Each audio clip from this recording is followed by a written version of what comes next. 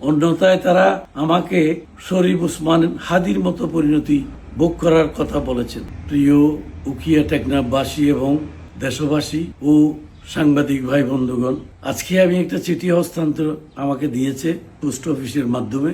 চিঠির লেখক হচ্ছে মুমিনুল আলম, আঞ্চলিক কোঅর্ডিনেটর, ব্যাটালিয়ন 71, কক্সবাজার।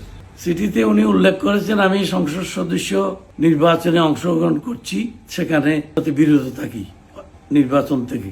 অন্যথায় তারা আমাকে শরীফ ওসমান হাদির মতো পরিণতি ভোগ করার কথা বলেছেন। 24 ঘন্টায় আমার কিলিং স্কোয়াড আপনার নজরদারিতে আছে, এই কথাও বলেছেন। আমি এটা উকিয়া থানাতে জিডি করেছি এবং এটি খবর প্রকাশ হওয়ার সাথে সাথে ঢাকা থেকে আমাদের মাননীয় চেয়ারম্যান তারেক রহমান সাহেব আমাকে টেলিফোন করে খোঁজখবর নিয়েছেন এবং আমাকে তিনি সাহস দিয়েছেন। আমি বলেছি উনাকে ইনশাআল্লাহ তাআলা আমি নির্বাচন করে যাব হয়াতমত আল্লাহর হাতে, এই কথা আমি বিশ্বাস করি এবং সকলকে আমি আমার জন্য দোয়া করতে অনুরোধ করছি।